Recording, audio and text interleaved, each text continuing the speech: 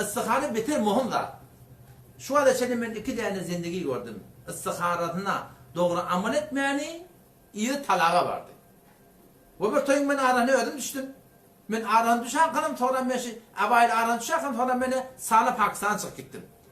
On sonra bir durmuşa çıkıptır, daha da ettir, ölünüptür. On sonra bir şey talağa vardı.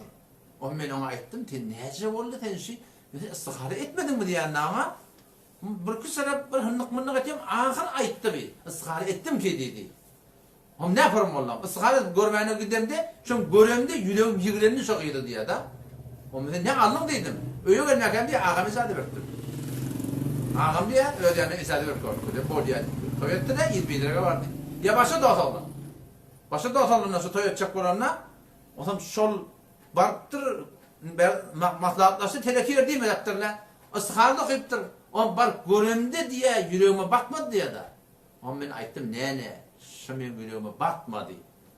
Söylemedim şimdi. Yok oğul bir yavru olup bilecek geldi. İtmeyeni Allah diye de. Ahırda şu ayrıştılar şöyle. Yani şiddetleri kulak atmalı böyle. İstiharan ne ödür? Şu gurun kulak atmalı. İstiharan gurun ne çok öyle var. Şu yan koyulun gurun kabatten kulak atın. Şu istiharan cevabı var. Şimdi yüreğin açılması var, yüreğin tavuyması var, yüreğin töymesi var, yüreğin yürünmesi var. Kavdak görmeyen mi? Biliyor musun? Ot görmeyen mi? Yılanı çiyen görmeyen mi? Doğruyum orada. Yaşıl görmeyen mi? Deliya görmeyen mi? Kavdadın oraya. Şu istiharan cevabına etmeyin. Kulak atmaklık gerek. Yoktan marahim idinna akıl görmeyeceksin. Şu hidatte da. Adam bile maslahatlaşıptırdım. Bula bolya deyiptir. Huda bile maslahatlaştırdım onu ne? Huday Teala sana yol kökölmeyen o. Kara daktır kökö diye, yılan kökö diye, müy kökö diye, çiyan kökö diye. Kardeş kaça varşından ne? Huday Teala'dan bir haber şu bana adama. Şu beter muhim da. Peygamber kadar sana marahim. Kur'an'ı öğretçiyalar, istiharanı öğretirdi. Neler? Surah-i Kur'an var. كان النبي صلى الله عليه وسلم يعلم أصحابه الاستخارة في الأمور كلها. Peygamber hem medatta istiharet diyordu. Tıkılacak istiharet, duyacak istiharet, atacak istiharet, görecek mi istiharet, aktavacak mı istiharet?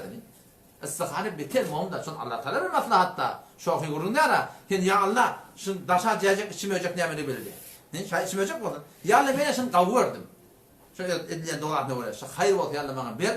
Şerde olsun ya Allah tav deyip doğa edip desen işim hudayet alsan kıydığın odasına götürürler, ödün oğlun odasına varacak, ödünde şeyim alacak.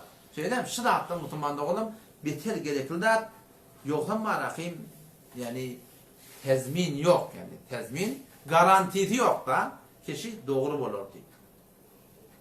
Kâtavullah da dağavullah eken diye ıskaret et bolanak diye da onun hassasiyet etkemeli diye. Oğlan havlular tut vatını bir şey deyip Türk böyle şey değil mi? Senin istihara bilen gittin çok iyi kavur diye. Ben şahsı öğlenme olamda ben pitiklep 9 erik vardım ben. 9'lancadan Allah. Ama şimdi ben katı Hudaya şükret diyen şun tekkisi bolmaktım şu 9'lancı oluptur diye ben ne bileyim. Şun bu bilen hemmerinden kavuldu. Hem elin Kur'an oldu hem diplom oldu. Hem savatlı oldu hem dili var oldu. Zaten o konta din yoluna ne yaptı? Kömek verdi biliyor musun? Omşular da hormon.